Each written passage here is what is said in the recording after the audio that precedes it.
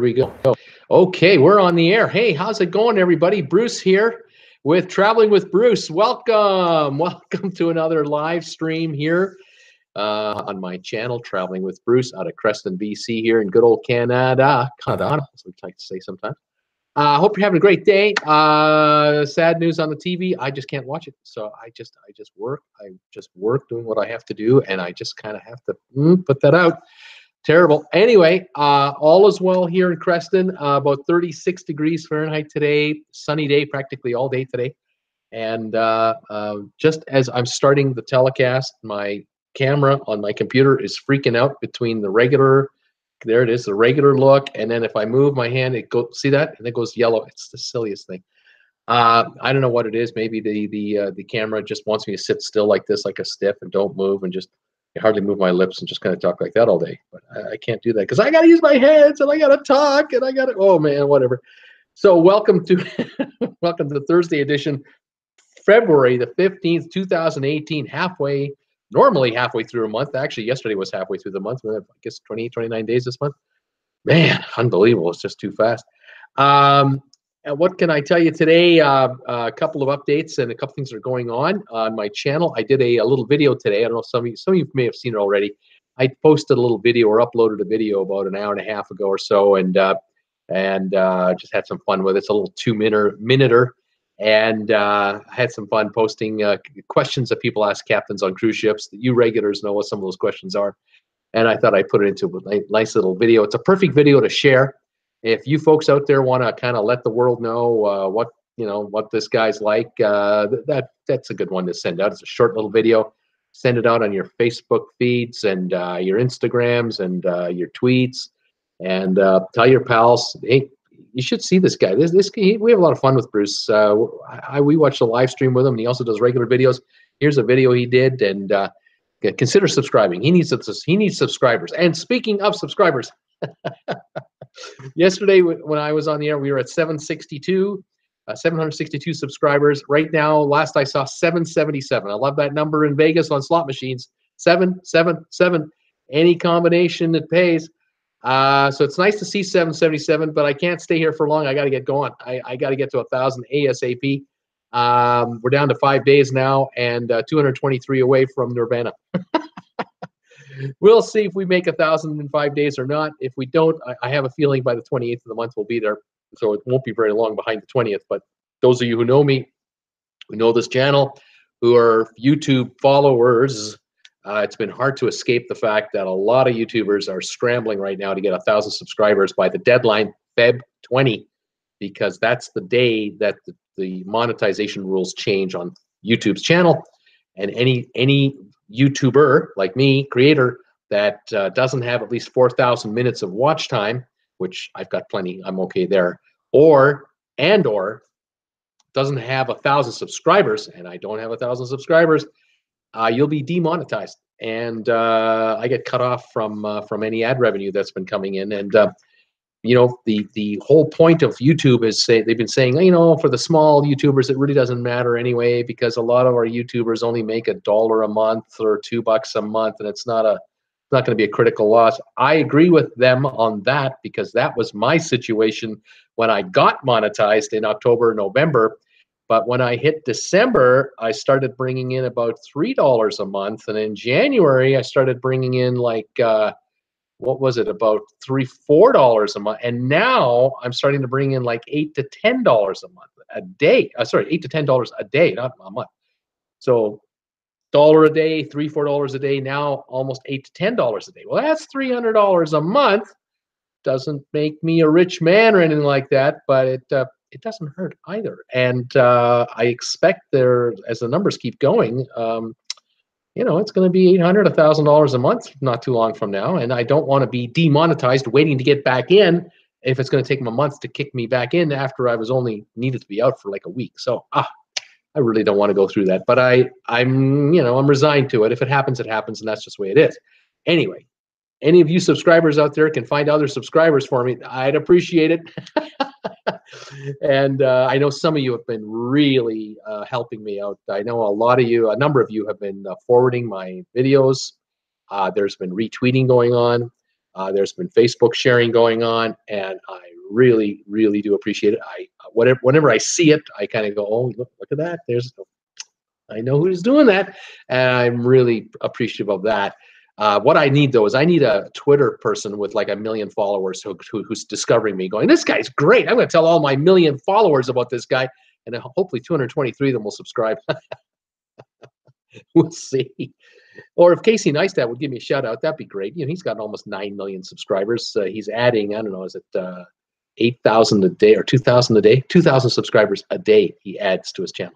A day. But when you got 9 million, you got to add that many a day to keep the going, because you probably have 2,000 a day dropping off because it's, turnover. Unbelievable. Anyway, got some stuff to talk to you about today about cruising and cruise ship stuff. We're going to talk today. My topic today is the cruisers' favorite cruise ships as ranked by cruisers, not by professional spokespeople or not by, some journalist who's been hired by the cruise line to take a cruise and then critique the cruise line. And, you can hire me. I'd love to be hired and do that, but I tell you that I'd be paid to do it. I wouldn't just, write an article and pretend that I'm just, just off the cuff. I just took a cruise and thought I'd tell you about it. I'd be upfront about it, but that's okay. Anyway, this list I have a list today of some of the favorite cruise ships that cruisers like, and as ranked by cruisers, and I think you get a kick out of it. I'm kind of curious to hear your thoughts on this list and your own thoughts. In the meantime, what I'm going to do is I'm going to say hi to some folks who are already signing in. If you're just joining us for the first time, say hi. Type in where are you watching me from? What's your high temperature today? We're at like 35, 36 degrees. Break my heart. Tell me how warm it is in Florida. California, everywhere else. Richard Koromaski was signing in 2 minutes before I went on the air. He saw me setting up my texting here, and he told me it's 60 in Philly. Welcome back, Richard. Not bad, 60. Teresa McFarland is here. She's telling me it's 6 degrees above Celsius in Waterloo, Ontario. Hi, Teresa. That would mean it's about 42 Fahrenheit or so, 43 Fahrenheit. Pretty good. Bob is here. Bob, hi, Bruce. 73 today in Pelham, Alabama. Welcome. Go Tide. Welcome to have you back. Nice to have you here. Sherman Mercer is here. Hey, Bruce, good to be where the fun is. 77 degrees in Angleton, Texas. I rode my motorcycle today. Spring has sprung. Life is good. Got the air going past, Oh, man, that's fantastic, Sherman. Welcome back. Awesome stuff. Richard Koromaski saying, wow, add that money up and buy another cruise. Yes, sir. If I get, $400 or $500 a month, that's an inside room, isn't it? Then I got to take my empties back for the taxes and fees. And then I gotta, get a cash advance on my credit card for those tips. And then there's the soft drinks. And well, we're working on it. Okay, we're working on it. It's okay. We're coming. It's a long way from October when I was getting 8 cents a day, 12 cents a day in ad revenue when it first became monetized. It was hilarious. It was so fun to watch that. Charles Jordan is here, and he is saying, hi, Bruce. We are here. Welcome, Charles. Pamela is also here. Hi, Bruce. 69 here today. Welcome, you guys. Sean Johnson is here, only in St. Louis. 41 yesterday, 72 today, and 30s tomorrow. Welcome back. You could move to Calgary, Alberta, and you would not feel out of place. The only thing, though, is in Calgary, they go from minus 30 to about 0, and then back to minus 30. You have that nicer starting point. You get to the 70s when it warms up. Calgary doesn't get that. Sylvan is here. Hey, Sylvan Forest. Hi, Bruce. It reached 79 degrees here today in Delray Beach here in Florida. Sunny and very pleasant. Watching you with a rum and Coke and my cigar. Sylvan, as always, welcome back. Great to have you. And you got to have your cigar. I mean, come on. What are we talking about? It's got to be there. Yes, sir. George McCrower is here. Hey, George. Greetings, Bruce. 83 sunny and to partly cloudy in the Villages, Florida. Welcome back, George. Good to see you, buddy. And then Charlie Baum is back. Hi, Bruce. It's 73 in Alexandria, Virginia. Mark Luffy, 68 in Hanover, PA. Mark, welcome back. I think you're a regular. I think I've seen this name before. It's good to see you. Rick Rivera is here. 72 today in Myrtle Beach, South Carolina. MSC Seaside done with the smell? Question mark. I was to go on the MSC, but canned that, and I'm going on the Harmony instead. Stay on the Harmony. Don't go on the Seaside right now. We need a couple of months to really know, Rick, if this is truly resolved or not. I did get an email or a message today from a viewer subscriber actually just letting me know that they had heard or seen some interview with the management of MSC saying that the mechanical problem was found on the ship that was causing all the problems, and that it's now being resolved. Well, cross our fingers and hope it works. And we need a few weeks of time where, passengers go and all we hear is great reviews across the board without a mention of that smell. And we'll, then we'll know, because, right now we don't really know unless someone's really there. Debbie Emanuel is here. Hi, Bruce. Sorry I can't help with Twitter followers, but I can now admit that I actually am watching the commercials in full now. Only on your channel, though. Is that bad? Well, thank you very much. Yes, folks, if you come to my channel and a commercial starts and you skip it, I don't get paid for that. If you let it run, and if it's like a 30-second commercial, yeah, I'll let it run. My wife lets them run. I get paid if you let it run. But sometimes I'll see, my wife will tell me, oh yeah, there's a commercial in front of your video. It's like 5 minutes long. And I'm going, oh, no way, skip that. That's ridiculous. I can't make them just do 30-second commercials. At least I don't think so. And in the size I'm at, I'm not arguing with YouTube. They can do whatever they want. Just monetize me. Keep me monetized, please. And let me try to make a living. Okay, welcome, Debbie. That's a good one. I love that. Breezy, she's saying it's breezy and cool. It's 64 degrees in northern California. And then George McCrower is saying favorite cruise vessel, Holland America Prinsendam. Some of its schedule, all their cruises according to the itinerary of that great ship. All of its PAX schedule, all their cruises according to the itinerary of that great ship. I've heard good things about the Prinsendam. Holland America, of course, I love that line. I think it's fantastic. Heather Young is saying, hi, Bruce, you should vlog your cruises. Yes, that's in the future. I need to buy a gimbal for a camera. Oh, I need the camera too, because I broke my camera. Yeah, that's right. December. I don't know if a lot of you weren't here. A lot of you are here now. Weren't here in early December when I had 65, 70 subscribers. But I fried my Canon camera, and I have to get a new one, and that's about $500 at Costco or something like that. And I need a gimbal, of course, because otherwise you're going to get this kind of picture, which is unacceptable. So yeah, I need viewers, I need subscribers, I need monetization, and I'm going cruising, and we're going to have some pretty pictures. You got that right, and some commentary along the way. Teresa McFarland, uploaded your video to Facebook just now. Hopefully I can get you more subscribers. Thank you very much. Like I said, I got that. It's like 1 minute 49 seconds I did today, maybe 2 minutes long. This video I posted today. That's a perfect video. You can post on Facebook and share with your friends. And then you tell your friends, if you like this video, share it with your friends and follow this guy and subscribe to this guy. And who knows, maybe we can create some buzz on that. You never know. It only takes one video to really make it happen. I thought, well, let's go a little bit humorous and see what happens. Sean Johnson says, I think about moving to Canada regularly. Such a clean and beautiful place. Well, thank you, Sean. Nice of you to say. It's a big place. We've got a lot of land up here. But in reality, within 100 miles of our border between you guys and us, United States, is where 90% of Canadians live. We live within 100 miles of the U.S. border across the entire border from west to east or east to west. And we love visiting you guys all the time. Love coming down there. Of course, we got snowbirds who, they head south every year until they can't do it anymore in the winter. And so we have a lot of Americans who come up here, of course. Oh man, in the summertime, all the license plates from the USA, oh, they're from everywhere. It's fantastic. Angela A is saying, hello, Bruce, warm and sunny in Florida. Fantastic. I hope so. It better be. That's good to hear, Angela. Welcome back. Mark Luffy saying, now feels like spring, no backaches. Oh, good stuff, buddy. Yeah, that cold weather can, cold and humid is the worst. It's just the worst. Angela A is saying, MSC seems to have lowered the fares. Again, I did see balcony cruises in the mid 500s yesterday, day before.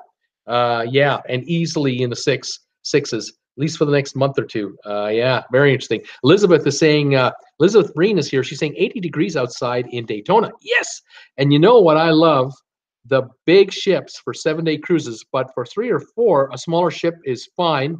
I used to only do balconies, but quantity now, the decks are our balcony. So yeah, grab an inside room for cheap, and then the rest of the ship is your balcony. It's your living room, your rec room, it's your dining room, it's your entertainment center. That's where your pool is. The loungers are your loungers on your veranda, but you don't have to stack them. You don't have to clean them.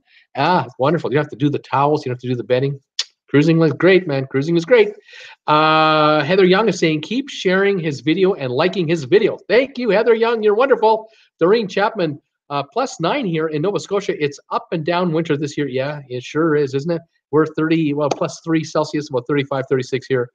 George McCrower saying, MSC Seaside's problem are not isolated to its aromas. It's food, boarding service, and other management attitude. Failings require more than just a plumbing fix. Absolutely right, George. You got it. It's what we've been talking about here the last, week and a half, 2 weeks? And we're hearing about it from all over the place. It is a multitude of issues, and they're just not, they haven't got their act together with regard to what North Americans really want, what North Americans really like when it comes to cruising. And frankly, I think they should be stealing staff from the other cruise lines, Norwegian, Royal Caribbean, Carnival. They should be stealing them.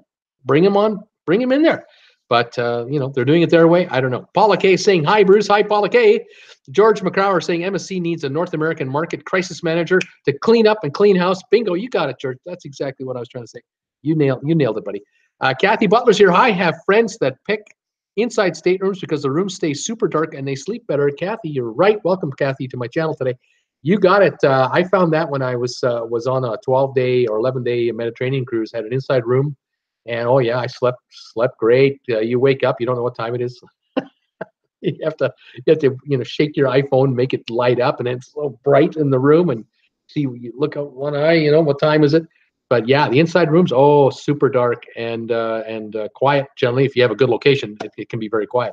If you have a bad location, it can be very noisy around you, depending on how low in the ship you are and whether you're near the freight elevator, all those considerations. We've talked about that too. What do you got here? George McCrower is saying PAX equals passengers. Thank you, George. I was thinking faux pas, but that's not. All right. Well, we got a good crew here. Looks like I have 32 viewers right now watching this live stream. Fantastic. If any of you folks want to give me a thumbs up, I'd sure appreciate it. That'll help the analytics on the computer at YouTube recommend our channel even more. I think the other day I was telling you I set a record. I think I had over 50 likes on a video that was not even 24 hours old. And then, YouTube contacted me. I got the analytical message. You set a new record. Congratulations. And I love it. So anything I can do to get noticed is what we want to do here. Elizabeth Bream is asking, if anyone wants an alarm clock, I'll pay for my daughter to join your inside room. Let me think about that, Elizabeth. A long time, okay? Like until she's grown up. Oh man. Kathy saying, Butler saying, travel agents said MSC sent them a statement saying they are going to offer 2-for-1 cruises and are addressing menu changes to make up for failings. You see, this is what we've been talking about, folks. This has to happen. This is the kind of stuff. These folks at MSC have got issues that are running deep amongst cruisers. We talk a lot about what's going on. We think nothing, I think nothing about talking about it on YouTube. I have, 2,000 plus views a day, and I'm a micro guy, and my viewers spread the word to all their friends and relatives, and I'm just a small mouthpiece at this point, trying to become a larger channel. But there are channels out there, cruise channels that we all know of. They have 30,000 subscribers, 50,000. Jim Zim is 160,000 subscribers over many, many, many years. I don't know how many of them are active, but that's a big number. And if Jim Zim puts out a critical video, which he did, that spreads like wildfire. And if the travel agents are being asked by MSC, how's it going? How are your customers enjoying our ship? Those travel agents had better be reporting back to MSC saying, it's a disaster. We've got nothing but complaints. We've got all kinds of upset people here. We have all kinds of issues with your ship. What the hell are you guys doing? And maybe this is beginning to happen cross our fingers. But you can't turn it around in 24 hours. This might take a little longer, and that's why I think we need some time, a month or two, to really see if this has been addressed, and we'll go from there. Interesting. Betsy's here from Hamilton. Hey, Betsy, how you doing? It's 8 degrees in Hamilton and raining. She's saying, beat snow, keeps the dust down. Best I can say. And it's 8 degrees. That's about 40s, 42, 43. So we'll take that versus what you had last week, which was just terrible. All right, now here I have a list that I compiled. I was looking up a couple of different sites today, and I came across this list of cruise ships picked by cruisers as their favorites. And there's all kinds of categories that you can go down, and I picked three categories that I thought I'd mention to you today, and also 3 ship sizes, because typically you'll see surveys that'll say the top 10 cruise ships in the cruise business, and they're all the biggest ships. They're all the Allure of the Seas, the Harmony of the Seas. They're all 4,000, 5,000 passengers, and that makes the top 10 list. Well, that's not necessarily the truth with regard to the favorite ships for cruisers. There are ships out there that are not 5,000 passengers necessarily, that have excellent food, rooms, staff, value for the money, you name it. And so I particularly like finding this list today, and I thought I'd share with you in the cabin category, the dining category, and the value category, cruisers' favorite ships. Which ones are they? And big ship category, medium ship category, and small to medium ship category. So it gives us a little, a cross section of the business. Okay. Just double checking any more messages. I am up to speed here. Okay, so in the cabin category, in the big ship cabin category, here are the favorites. So these are the top 5. There are lists that are at least 10 long, but I only took the top 5. Number 1, Harmony of the Seas. And I was thinking about this going, this makes sense to me. It would make sense to me that Harmony of the Seas would be on that list. And the reason I say it is that this is, I think, the 3rd or 4th version of the super ship that they've been creating, the Oasis, Oasis class or whatever they call it. And they've ironed out a lot of bugs, and they would have in the suites, in the cabins of the Harmony of the Seas, the latest and greatest of everything. Because as each ship comes off the shipyard for Harmony, or for Royal Caribbean, I should say, or any other cruise line, the cruise line is going to say to the shipbuilder, we want our ships, every one that you build, to be right up to modern day standards, because when the ships that we have already are still out at sea, when those come into dry dock in 2 years, 3 years, 4 years, we'll upgrade those to the highest, newest standards at that time. So the Harmony of the Seas will be the cutting edge ship from a technical point of view, from an aesthetic point of view, colors and styles and today's tastes for 2018. And when they bring the Allure of the Seas in, or the Oasis of the Seas for dry dock, they'll upgrade those ships to this standard. So I see photos of some of the cabins on the Harmony of the Seas. They look fantastic. They're a far cry from what the cabins used to look like just 10 years ago on cruise ships. On my first cruise, Holland America, Oosterdam, that ship was barely 4 or 5 years old when I was on it. It had a tube television on it. It was like a 12, 14-inch, 15-inch television. I mean, are you kidding me?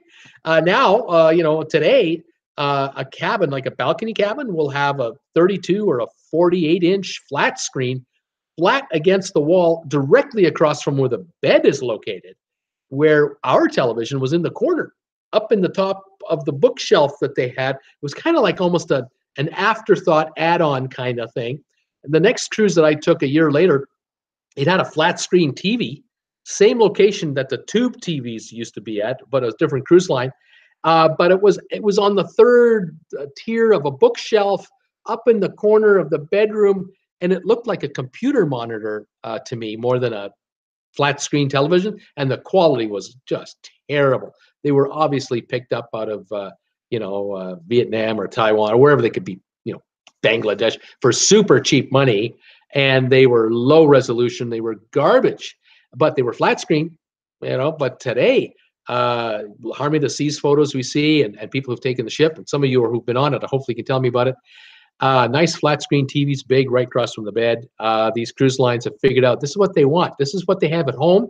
This is what they're going to want here, and we're going to wow them with this. And we want them to come back, because the thing about the Harmony of the Seas and these other ships that have 5,000 plus passengers, in the old days, for a ship to be successful that had 1,500 passengers, they just had to convince 1,500 people a week to come on the ship and go for a cruise, and they'll be full.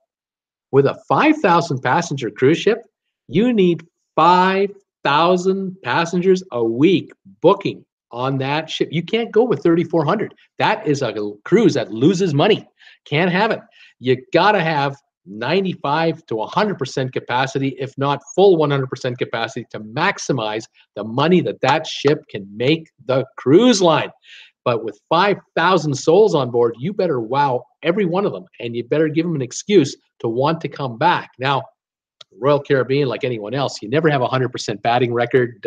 You'll do your surveys after the cruise is over. You'll ask them, did you enjoy your cruise? Did you like the food? How was this? How was that? And if they can get a B plus or an A minus rating, they're going to go, yeah, that's great. 85% or 88% of our cruisers would take another cruise on our ship again. You can reach that.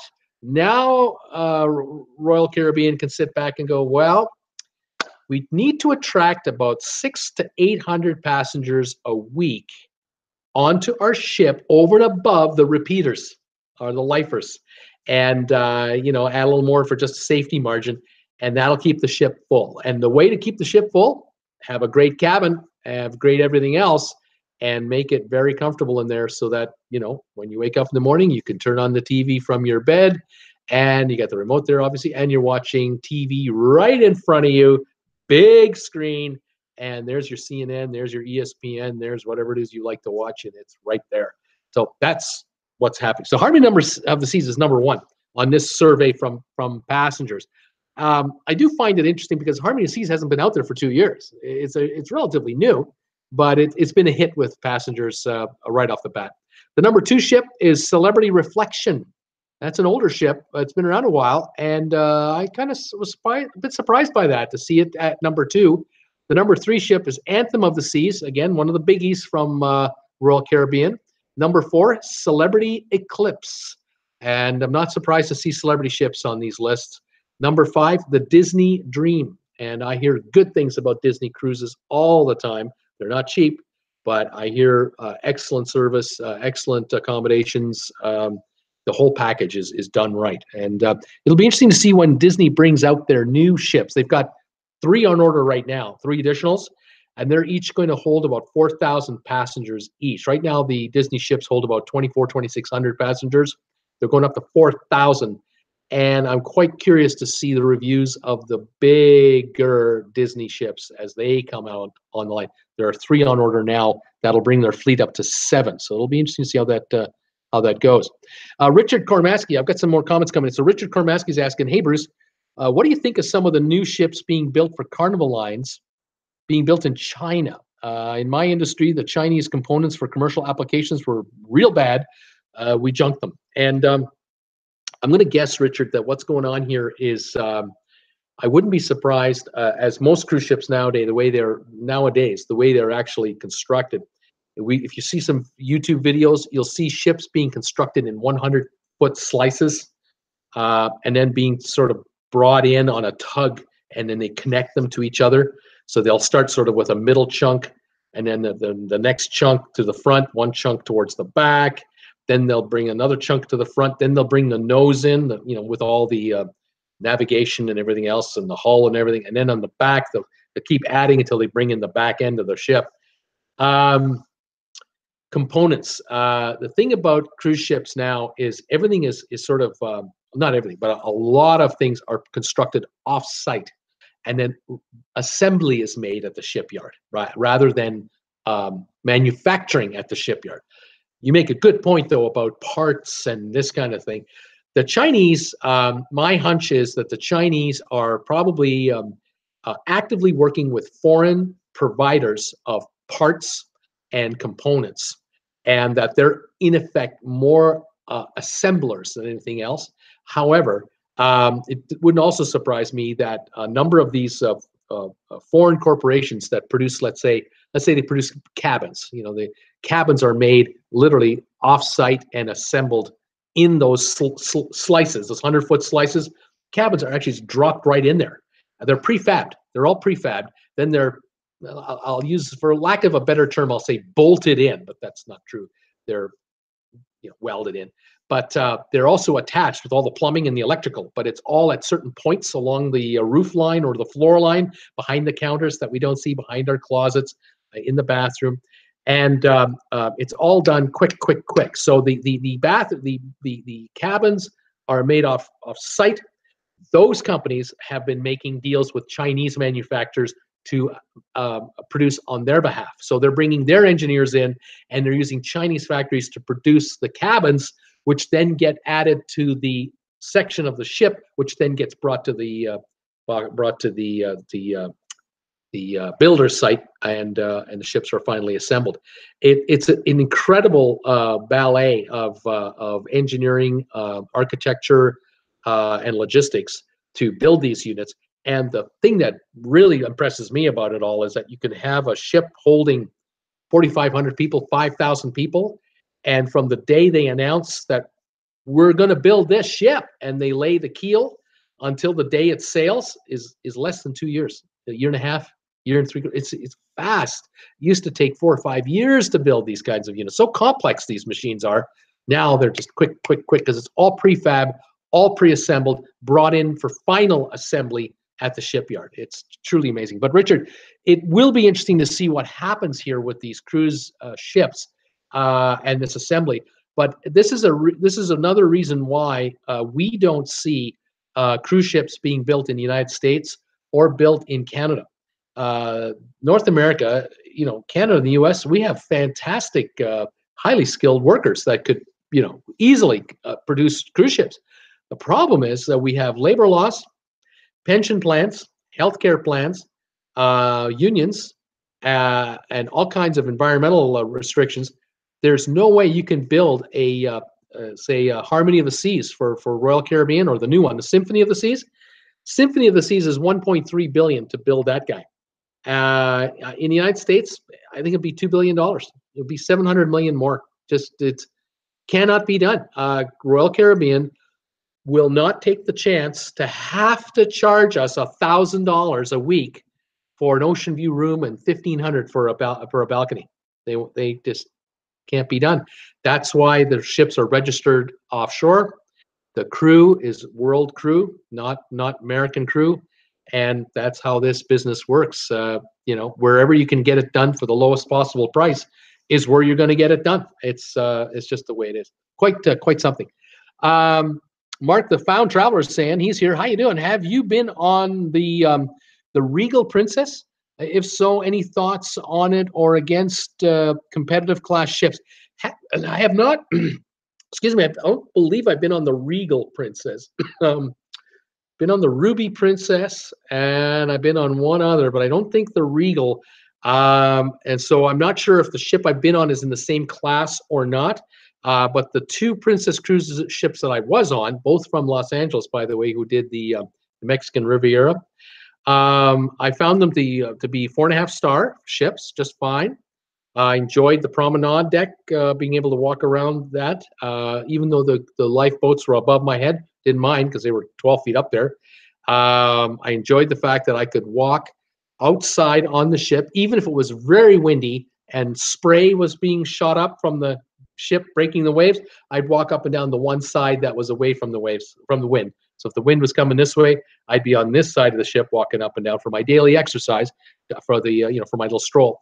The food was okay, not 5-star or anything like that. It was okay. Although I could have gone to higher end restaurants. I know my wife and I would have taken in a steakhouse at least once. I believe the last time I did a Princess Cruise, I was not happy with the steakhouse. I felt that the portions were small. I felt that the selection was wanting, and yet we still had to pay our whatever it was, $35, $40 each at that time. I'm sure it's higher than that now. And we wouldn't do it again. Like, we wouldn't want to pay that kind of money for what we were getting. I'd rather go back to the buffet or go back to the dining room and just eat there and not pay the extra fee, because I just don't think the steakhouse was giving me value for the money. As a matter of fact, it just snapped back into my head here. The second time I took a Princess cruise, which I think was a Ruby, surprisingly, the steakhouse, there was no steakhouse on the ship as its own dedicated restaurant. The steakhouse on the Ruby Princess, when I was on it, actually they took the back end of the buffet area towards the inside of the ship, and they put up basically curtains all around the area to cut off public access to the area, and they only allowed buffet eaters to eat at the buffet on the front half of the buffet area itself. So here in the back area, they put the curtains up, and you had to go through curtains to get into a little area where the maitre d' was, or the captain, and then they would seat you, but you were sitting in buffet tables. I'm looking around, and this is the buffet. I have breakfast here, and they gave us the menus, and charged to your room, whatever it was, and the food, they had to go down and get it. They had to, the waiter took the order, wrote it down, and then they left the seating area we were in, and they went down the stairs or the elevator down to the kitchen, gave them the order, and then they cooked up our meal, the steak, and then brought it up. And by the time the steak got up to our plate, to our table, it wasn't as hot as it could have been.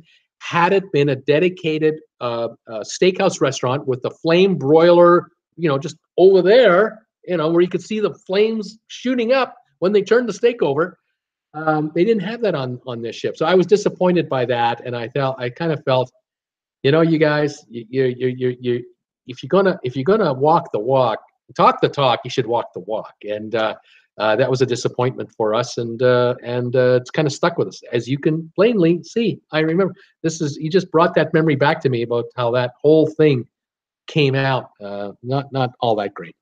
But I would say, Mark, if you want to really understand the Regal Princess, I would recommend go to YouTube and just enter, Regal Princess in a search bar and see other videos that are out there from travelers who've been on it, and see if you can find a video that's like 6 months old or newer. Then you'll get kind of a current handle on the thing. I don't know when it was in for refurbishing last. I don't know how old the vessel actually is, but I have a hunch that it's 10 to 15 years old now.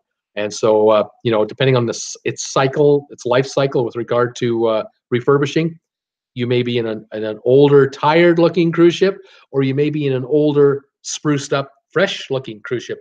Because Princess does a good job about, revamping their ships. My hunch on the Ruby, the one that I was on, was that the next time it went in for dry dock, if it's already done it or it's going to do it, they're going to put the real steakhouse in there with the real broiler and everything else in its own dedicated area. But wasn't the case when I was there. Now, Marcus also asked me another question. Do you know if the Titanic 2 is ever going to happen, or if it's now abandoned? I heard rumors it's being built in China. I had heard that too. I heard that there was a replica being built in China, but I haven't heard anything new in quite a while, and it really never interested me all that much. Be curious if anyone else knows. If anyone else is watching us right now, let us know. What do you think? Otherwise, you may have to do a Google search on that one too. Sean Johnson is saying to me, Harmony has done a great job solving for problems. Separate closets on each side of the couch, larger shower space, more outlets for charging, top of the class asapods to reduce listing. Love this ship. See, this is the thing about the third, the fourth, the fifth version of the same class of ships. By the time they get to that fourth, fifth one, they got it all figured out. The first two are guinea pigs, and they add the latest features. Right now, we are bringing our smartphones on board. We're bringing our tablets on board. We're bringing our high-end cameras on board. We're bringing our laptops on board. We're bringing our hair dryers. We're bringing our electric shavers. We're bringing all these electronics on board, and we demand to be able to get them charged up wherever we want, whenever we want. We want outlets. And so one of the tips that we've talked about when we talk about cruise ship tips for newbies is bring a power cord with you. With you know, the might be a 2-foot long cord, but it's got 8 plugs on it, so you can plug everything in that you own. The cruise ships have heard it loud and clear from customers. You can't give us 2 plugs in the where the bed is, and give us 2 plugs where the bathroom is, and expect us to survive in this modern day world of ours. Not a chance. So yeah, the Kindle and on go the electronics. I mean, on and on. So that's a good point you're making there. That's a very good point, Sean. I love that. Sherman Mercer saying, I have claustrophobia, so we've only done balconies. Very good. We will try an ocean view in November. We've only cruised 2 times, going 2 more times this year. Ocean view will be great. It will be okay. You won't feel so claustrophobic because you get to see the outside. But if you can afford the balconies, that's the way to go. Absolutely. It's the best. I love waking up in the morning, getting out of bed and walking to the balcony area and peeking out the curtain, you know, just like not too much because it's bright outside. It's nice and dark inside. My wife's still sleeping back there. So I just kind of peek out and where are we now? Oh, we're in port in San Juan. Oh, look at that. And then, you know, the next morning I get up and go, where are we now? Oh, we're in St. Thomas. Oh, look at that. It's great. You got your balcony right there. You can open the door up and let the air in if you want it to be. In the mornings, it's cool. In the afternoons, it's hot. You shut the door in the afternoon. It's fantastic. Balconies are great. Let's see here. Elizabeth Breen is saying, I have great tips for cruising with kids and an autistic child. If you'd like to email me, I can give you tips. She's provided her email here if anyone wants to look at it. Find it. Only a Carnival so far, she says she's cruised on. Richard Kornamaski is saying they are being built in China shipyards, right? And then Richard's also saying was on the Royal, sister of Regal. Great ship, but almost the newest ship. I do recommend. There you go. What else we got here? Mark Luffy is saying, I was on the Regal. I loved it. There you go. We're getting good reviews here. The Regal was new in 14. Oh, thank you for that, Mark. That's great. Aluni Kalam is here. I can't believe I made it into a live stream. Aluni, welcome. You're here. You did it. Yes. Welcome to the club. Tell us, what's your high temperature today? Where are you watching us from? Who else we got here? Pat Reed is here. Hi, Bruce. Sorry I was late. Pat, it's okay. Whatever you missed, you watch later tonight on the rerun. You'll be fine. Welcome, Pat. Tell us where you're from. What's your high temperature today? Sherman Mercer doing ocean view. Lets us cruise more often. Money stuff. Oh yeah. Oh, no question about it. You know, sometimes you get lucky. You'll find a cruise that's just as expensive because the balconies, they have more balconies than they have insides nowadays. Up until 8 years ago, it would have been, you'd have had maybe 600 inside rooms and 700 balconies. Now, a 4,000 plus ship, that type of size or bigger, you'll have 1,800 outside rooms and 350 inside rooms. There are no more inside rooms. The cruise lines there's no money in inside rooms, just no money. They're better off getting you in a balcony. They can charge you top dollar. And they'll take the inside space and they'll make that bar space. They'll make that specialty restaurants. They'll make that storage areas. They'll redesign the ship, as we know, with the Harmony of the Seas, with an open Central Park walkway right down the heart of the ship.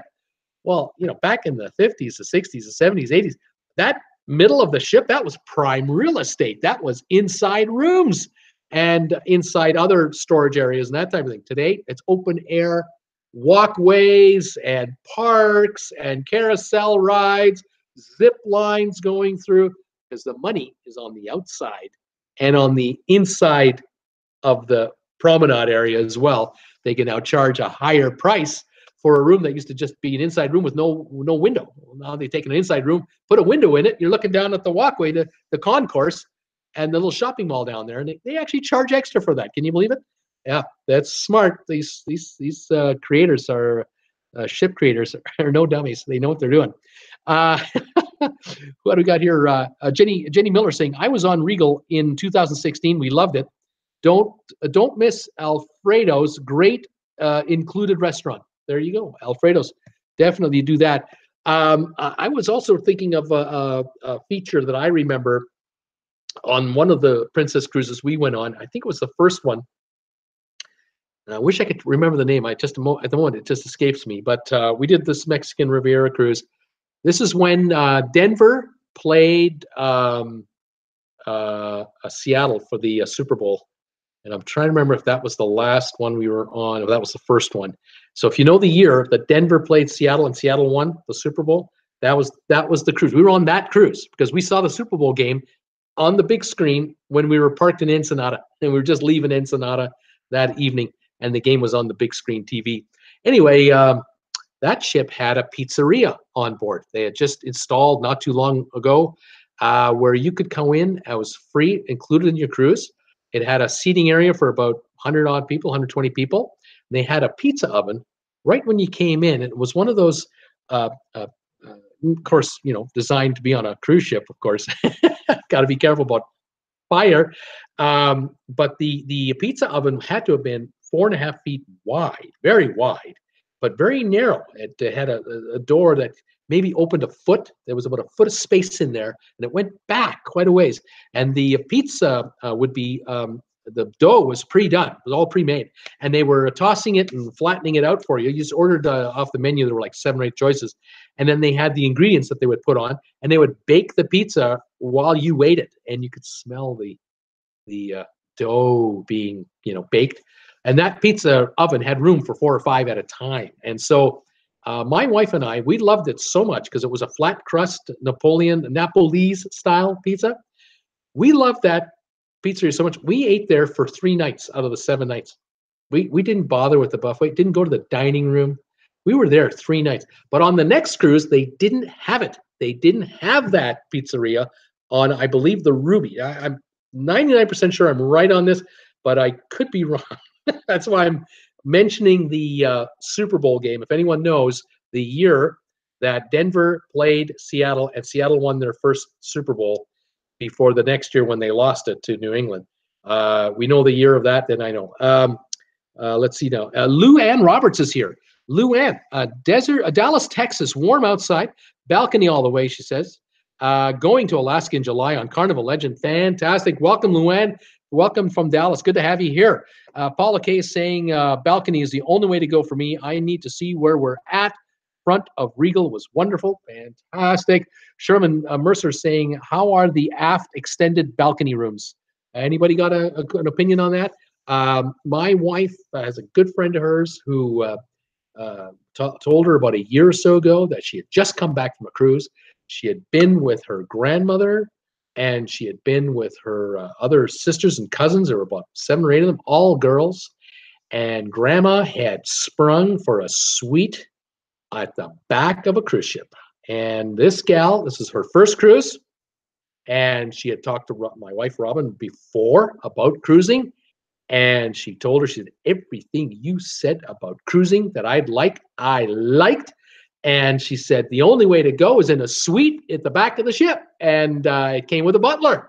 And my wife said, yes, it is. It's the only way to go if Grandma's paying for it.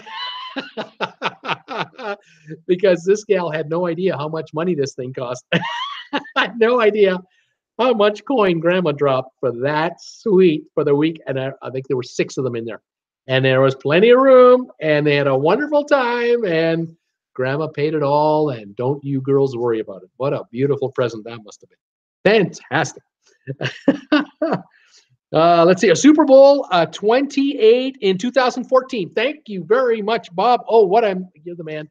So 2014 definitely was the first, that was the first time I was on Princess out of Los Angeles, and it had the pizzeria. And the second time I came out of Los Angeles was with the Ruby, the Princess Ruby, and it didn't have the pizzeria. I was really, my wife and I, we were heartbroken. Oh, we couldn't believe it. Oh my God, we're not going to have that pizza again. We were looking forward to that, having that Napolese style pizza on the cruise. Yep, didn't have it. They had the steakhouse behind curtains in the buffet. Disappointed. Pat Reed is asking, any suggestions for a cruise to the Panama Canal? Okay. The ships that go through the Panama Canal have to be smaller than the Harmony of the Seas. They can't hold the 5,000 passengers because those ships are so wide, they can't fit through the canal. So you're talking about ships like the Oosterdam, the Norwegian Jade, Celebrity Cruise Line ships, generally speaking. Practically all the Carnival ships will fit through there. So will the older versions, the smaller versions of the Royal Caribbeans. They'll fit through there. Who else am I thinking about? Cunard, of course. They'll all go through there. So you're looking at a ship that's going to be 2,000 to 3,000 passengers, most likely. Although the Bliss for Norwegian, it's coming out. What is it, next month? The Bliss is going up to Seattle, right from the shipyard in Europe. So the Bliss will go through the Panama Canal. It'll fit, and that'll hold 4,000, 3,900 passengers. So it's wide enough or narrow enough to fit through. So that means you're not you're able to find a cruise at an affordable price, hopefully. But I have to say that the competition has really lessened with regards to the Panama Canal. Cruise ships used to really compete for your business for that route. But the best time I would take a cruise to the Panama Canal is when a ship is being repositioned. And that's when it's going, from say, I don't know, starting in Vancouver, BC, at the end of the Alaska cruising season, had its last cruise to Alaska. It's back in Vancouver. Now it's taking a cruise all the way down the West Coast, stopping in Frisco, Los Angeles, maybe San Diego, then through Mexico, going through the Panama Canal, maybe in Colombia, and then over towards Miami or Fort Lauderdale. But it's not coming back. It's now going to stay in the Caribbean region. And because it's not coming back, people can't buy a back-to-back cruise and come back from Miami all the way back to Vancouver or back to LA. Because that ship, as it comes down the West Coast, will pick up more passengers as it goes. So the cruise line will allow people to buy passage from Vancouver, from Seattle perhaps, from Frisco, starting in LA, and then off you go. But there's no return, so you got to fly your way back. Those cruises might be more affordable, but it's a question of what you want. If you are set on a balcony, you're going to pay for it, but it's not like $300 a night or anything like that. 150, 175 a night, you might end up paying for a balcony suite per person, but it's a great cruise. But as I say, there was a time I've had viewers who've told me they remember finding deals for $499, $599, 15 nights going through the Panama Canal. Those days are over. They ended 10 years ago. Because Carnival bought the competition that they had, Princess, Holland America, and Cunard. Royal Caribbean brought out Celebrity lines, and they don't compete with each other. And then there's Norwegian, which competes with the other two lines. But these cruise ships stagger their departure time through the canal in such a way that they really don't have to undercut themselves for the business. Changes could happen with respect to Viking Ocean Cruises. They're adding 3 more ships in the next 3 years to their fleet. The one will eventually go through the Panama Canal to compete with the big 3. Then there's MSC Cruise Line. So they're bringing additional ships. They have 7 more on order right now. They will fix the problems on the Seaside. Ships going forward will not have Seaside problems. And they will have ships going up and down Mexico, like California to Mexico. That'll be a new competitor for that region. They'll have ships competing for Hawaii business. They'll have ships competing for Panama Canal. So for those of us who are looking for a Panama Canal cruise at a decent price, good days are coming because more ships and cruise lines are coming along with additional capacity. And Carnival, Princess, Holland America, Celebrities, and Royal Caribbean, Norwegian, they'll all be fighting now with each other to get the business. So that could be better for us. So I would go to vacationstogo.com and check out the pricing for that, depending on when you want to do it. And again, I recommend you look for like the next month or so, between now and April, when ships get moved to Alaska. And then I would look for cruises in the fall when they get moved from Alaska back to the Caribbean. And these are the repositioning cruises. You might get some deals there. Okay. That's just my 2 bits worth today. Richard Kormaski saying, on the Royal Princess on the lower decks, you could feel the engine. Also, it might be me. I could still smell the diesel in the back up high. That's interesting. I think, Richard, also it has a lot to do with the direction of the winds And whether the air that the ship is moving through is if it's moving through a bit of a cold front or a colder front, the air then is kept low. And if it's going to a headwind, the smokestacks are in the middle of the ship. The smoke comes out, and the ship is going this way, and the smoke comes along here and then gets pushed down, and the ship sort of acts as like a vacuum, and it sucks the little vortex. It sucks the exhaust in. Where normally the cruise ships are trying to shoot the exhaust as high up in the sky as they can. That's why those stacks go, 5 stories above the top deck, and even the top decks are just sport decks. And then they are hoping that the wind is at an angle. If the ship is coming at you, they're hoping the wind is coming from over here and going over there, like this, if I can show you this correctly. And so the wind is directing the funnel smell off the side of the ship and up into the air, and it's gone, and we don't smell it. Now, going forward, liquid natural gas ships are now being built, are now being ordered, coming onto the seas. Cleanest burning vessels they're made. And then the other version behind that is the LNG hydroelectric cruise ships, where they'll have serious battery storage power, serious generating capacity, and the engines will run off electricity. They will be able to run everything off the liquid natural gas and reduce the emissions, and that'll solve this problem. Hopefully, we'll see. Good point. Luann Roberts is saying this: the suites are like concierge in the hotels. They have a lot of perks. Now, Luann is talking about going to Alaska. Carnival Legend. Fantastic news there. Good to hear. Crash X is here. Hi there. From Ottawa. You're back. Number one. Richard Karnamansky saying, for Panama Canal, we will be on the Princess Caribbean through the new canal. Prince Caribbean through now, but it has the engine problem, so I would stay away from it. Big boats go through the new canal, which we will be doing. Okay, very interesting. Okay, the Caribbean Princess is a Princess cruise ship that has an azopod issue, propulsion issue. It can't go at at its normal cruising speed. It's been hampered by a slower speed. Either a new engine has been ordered, or a new azopod, or a new drivetrain system, whatever the issue is, has been ordered to be delivered to a dry dock facility that the ship is scheduled to go to in 2019.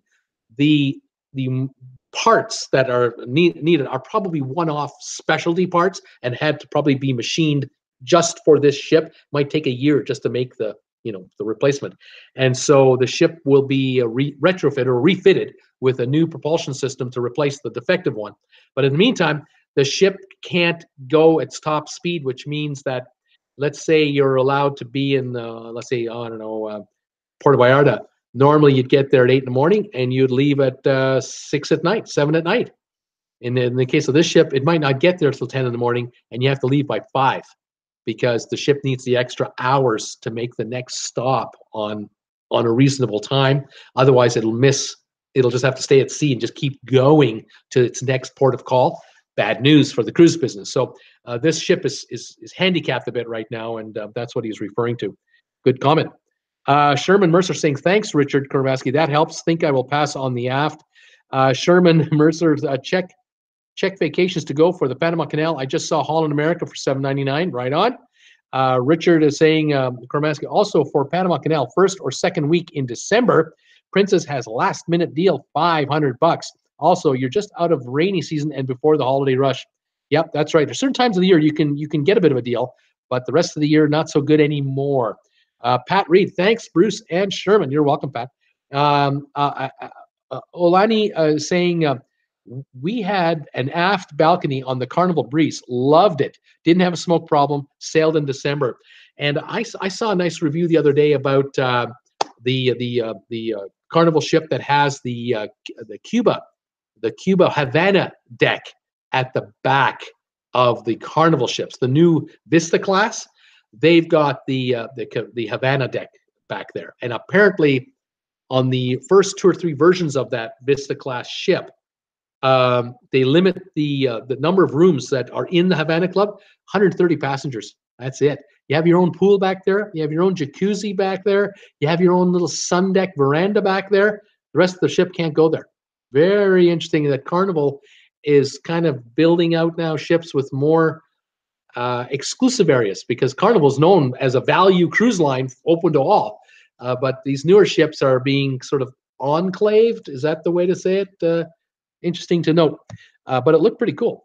Sherman Mercer saying, glad to hear about LNG ships, liquid natural gas. We have an LNG exporting dock near here. Maybe that could increase cruising out of Galveston. Yeah, that this is the next wave. Cruise lines operate globally, and even though the United States pulled out of the Paris Accords, which means, you know, on the surface it means you can practically pollute all you want, no one cares. Frustrating. Cruise ships get repositioned, and if you're going to move your cruise ship from Miami to the Mediterranean, and you want to sail in French waters, Spanish waters, Italian, you want to go near Monaco, Greece, you have to adhere to the Paris Accords on emissions over the next number of years as these standards get implemented. And so there will be restrictions on how many particulates you're allowed to emit, whether you're a cruise ship, freighter, a tugboat, a private vessel, doesn't matter. Liquid natural gas is going to become the fuel of choice for ship operators globally, and that's just the way it's going to be. And so the Americas will be visited by and frequented by these kinds of vessels as well, despite the fact that the United States has sort of put itself out. With Syria, I think, is the only other country that's out of the Paris Accords. That's the way that's going. But you know, do you see anyone in the United States building LNG cruise ships? Nope, I can do it. They're in Finland, they're in Germany, they're in France, they're in Italy, they're in, you know, these countries have got hundreds of thousands of high-skilled laborers building these state-of-the-art vessels that are for tomorrow's future world and future environmental everything. And here in Canada and the States, we buy them, we frequent them, but we don't build them, and that's telling. It's very telling. Okay, what do we got here? Sherman saying exporting. Sorry. Oh, gotcha, Sherman. You're talking about the LNG plant exporting dock. Luann Roberts, cruising out of Galveston is fantastic. I've heard good things about that. Okay, I'm going to go on here now with the medium-sized ships, favorite cabins, according to cruisers. They are saying the medium-sized ships would be from Oceania, Riviera. It's a medium-sized ship. Disney Wonder, the Oceania Mariana, another one, Coral Princess, and the Grandeur of the Seas. Those are the 5 in the mid ship size. And on the small to medium-sized ships, these are the 5 top ships for cabins, for what cruisers love, the cabins, okay? And this should come as no surprise to a lot of you who know the cruising business, who follow cruising actively, but I was interested to see this list. The first 4 ships are all Viking. The Viking Sea, the Viking Star, the Viking Sky, and the Viking Sun. The top 4 for cabin comfort and amenities are all Viking Ocean cruise ships. Number 5, Seabourn Sojourn.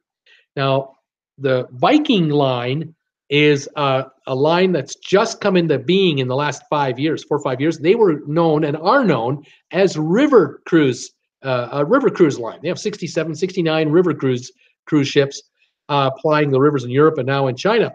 But they came into the ocean business a few years ago because their passengers are well-to-do, they're older, mature, and they're looking for a nice experience at sea. They don't want to be surrounded by screaming kids. They don't want to be around the drunk, the booze cruise crowd. They don't want to be anywhere near Ted Nugent themed cruises. They want to have comfort, style, and class, excellent food, all-inclusive type atmosphere, or close to it as possible. But they don't want to have to pay $500 or $600 or $700 a night for their privilege. And so Viking saw this opening. They saw this niche. And so Viking has built ships that hold 930 passengers, all on balconies, no inside rooms. And then they have about 600 or so staff running the ships. And the ships are about 700-800 feet long. They're good size, but it's all first class. And they include everything except the tip money and premium drinks. Now, depending on your room, They have the first version of the balcony, and then they have the premium version of the balcony. If you take the premium version of the balcony, you'll pay more, but then you don't have tips and you don't have to pay for alcohol, any of it. It's all included. If you take the lower level of the balcony, there is tip money involved. It's $14, $15 a day a person. And the drinks are available for lunch and dinner, any drink you want, including soft drink, including cappuccino, you name it. But if you want a beer or a rye and Coke in the afternoon, that's a charge on your room. You just pay for that. However, they do have a deal that says you're in Jamaica and you went on shore for a little thing in Oco Rios, and you bought yourself a little spicy Jamaican rum that is made by the local brewery. You're allowed to bring it on the ship, no problem, and enjoy it in your suite all you want. Their thinking is, you're drinking your booze. We've already sold you our booze, so you're now drinking your booze. Better for us. We actually make more profit if you bring your own booze on board. Total reverse. Anyway, 200, 225, 300 a night, 350 a night. But Viking is about 60% or 40% less than being on a Seabourn or a Regent Seven Seas. Just so you know. So these cabins are highly rated. They have all the plugs. They have the free Wi-Fi included. They have the big screen TVs. They got the king size beds. Yeah, very nice. Okay, now second category is dining. We got to talk about the food. This is cruisers' favorite ships for dining. These are the big ships. We're starting with Celebrity Equinox, Celebrity Silhouette, Celebrity Reflection. You notice a pattern coming up with this dining category? And then we have Allure of the Seas, and then we have Oasis of the Seas. So Celebrity has got the top three, and then Royal Caribbean with the top two. But guess what? All 5 ships are owned by Royal Caribbean Cruise Lines. They're all Royal Caribbean. In the medium ship category for dining, number 1, Riviera Oceania. Just like with the cabins, number one for dining as well. The Riviera, the Oceania Mariana is also in the dining category. They're in the cabin category. Holland America Amsterdam is in the dining category. The Grandeur of the Seas is also in the dining category, which is also in the cabin category. And then the Disney Wonder, which is also in the cabin category. So for Disney Wonder, Grandeur of the Seas, Mariana, and Riviera, those 4 were in the first list as well. Quite interesting. On the small to medium ships, best dining, Viking Star, Viking Sky, Viking Sea make it the top 3. And then we have the Insignia from Oceania snuck in there, and Crystal Serenity snuck in there as well. Those last 2, very expensive, all-inclusive. The first 3 are all-inclusive, but not as expensive. Again, Viking line. And the final category is value. What's the best value from a cruiser's perspective? On the big ships, the value ships, the ones that came in, number 1, Celebrity Silhouette. Number 2, Celebrity Equinox. Number 3, Harmony of the Seas. Number 4, Celebrity Reflection, which made the cabin category. And number 5, Allure of the Seas. Interesting collection there. In the medium category, the value leaders, Celestial Crystal, Holland Amsterdam, Grandeur of the Seas, all 3 categories. The Riviera and the Mariana, all 3 categories. Even though they're expensive, the value for what you're getting, according to cruisers, is second to none. You pay the price, you get what you're paying for, top-notch everything. So that's just good to know. On the smaller category, smaller size, the first 3 ships, Viking Sea, Viking Sky, Viking Star. And then we have the Azamara Quest is in there under value, and the Crystal Serenity under value. So the Viking line has 3 ships across the board, cabin, dining, and value as well. These passengers are so happy and so satisfied with their service. They're in their 60s, and they're getting what they want. No one under 16 allowed on the ships. No casino, no loud noises. Serenity now. That's what you're getting. Now, I took the liberty of looking up 3 of these ships and to find for you the best deal that these 3 ships would have that made sort of the top list. On the first one, Celebrity Reflection, it made all 3 categories, and I found the best deal I could get on that ship was a 14-night cruise, April 13th, departing from Fort Lauderdale to Rome. It's a repositioning cruise. And an inside room is $1,049. A balcony is $1,218. And the ship offers a $150 credit, a room credit, right off the get-go. And if you happen to be a shareholder of Royal Caribbean, you qualify for a $250 room credit because you own 100 shares of Royal Caribbean. That's the shareholder discount I keep talking about. So now you get $400 in credits on the cabin. That's $200 a passenger. The inside room now is $849, and the balcony is $1,018. That's a 14-night repositioning cruise from Fort Lauderdale to Rome. Can't beat that deal. And we're talking about great cabins, great dining, and good. And the value, yeah, the value is there. But the dining, you'll be fed like a king. Fantastic. The number 2 ship, Oceania Riviera, made the category across the board. The best deal I could find was a 10-night March 18th departure, Miami to Miami. It's a Caribbean cruise. Balcony, $2,000, $200 a night, and you got a $100 ship credit. I'm trying to remember. Oceania is owned by. Oh, that's right. Sorry, it's a $100 ship credit, shareholder credit, because I believe Oceania is Royal Caribbean. I think it's Royal Caribbean. I think it's Royal Caribbean. Okay, Viking Sky, the number 3 ship, Viking Sky, the cheapest deal, 13-nighter, March 4th departure, San Juan to Barcelona, repositioning cruise. The balcony, $2,600. They only have balconies, so it's $2,600 for 13 nights. It's $200 a night. It's an all-inclusive except for the tips, $15 a day. No room credits, no children. They can charge that even on a repositioning cruise, but that is the cheapest cruise you're going to get. Normally, you're going to be paying $300 a night. Here, it's $200 a night. So there you go. So if you want to go from San Juan, if you can make it there, say the day before, go to Barcelona. Viking Sky's for you. You're going to eat well. You're going to have a great cabin, and that's the best value for the money. And the passengers who take it, hands down, bar none, good value for your money because you're getting first class, 5-star everything. So that's my list today that I was working on, and I thought you'd enjoy that. I kind of found that interesting, especially ships that make all the categories right across the board.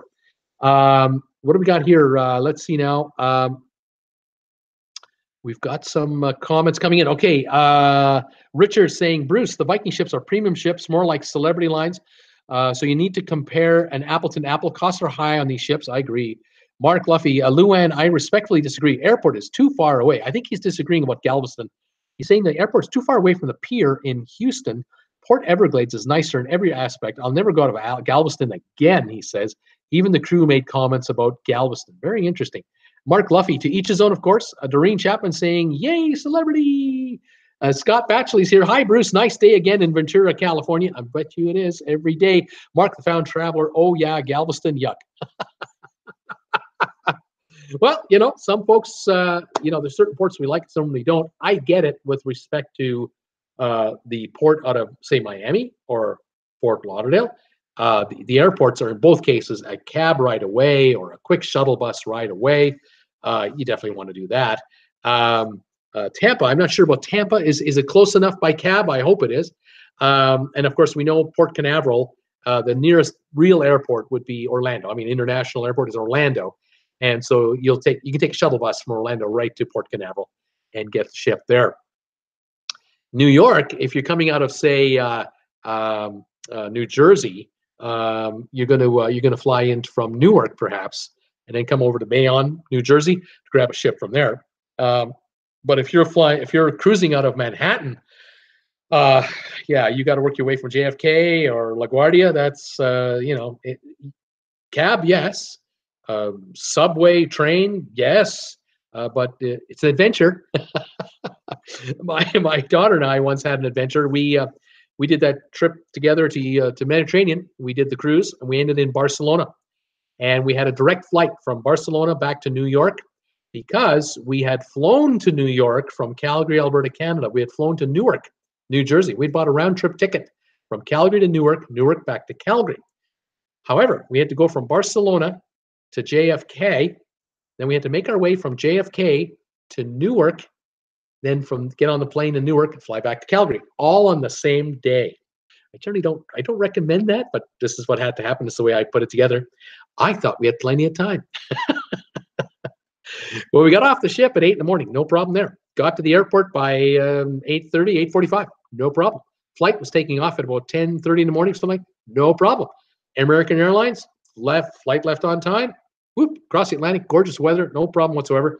Landed in JFK on time. Got out of JFK, and now we have to figure out how do we get to Newark, Newark International. And we landed at something like, I'm going to say it was like 1 in the afternoon, and we had a 5:30 departure out of Newark. So we had 4 hours, but we knew we had to be at the gate an hour and a half, or so before the flight, maybe 2.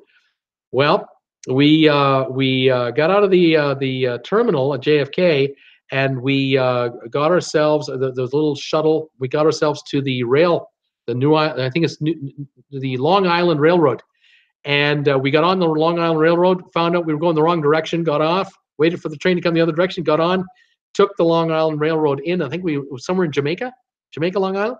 Then we had to transfer, and we figured out how to do that. That took us to Penn Station. So we chugged our way into Penn Station, and then we had to schlep our suitcases. Each of us had a big suitcase, a carry-on and stuff, and we had to schlep them upstairs because there were no escalators in this part of the station, and we had to catch a train going to Newark.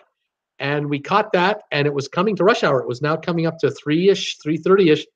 I think our flight might have left at 6. I'm not sure. Anyway, it was getting heavy, and it was a hot, humid day. It was it's September, late September, early September. Very hot, very humid. And we made it to the Newark train station. Then we had to connect to the train station, the train that took you to the Newark International Airport, that connection.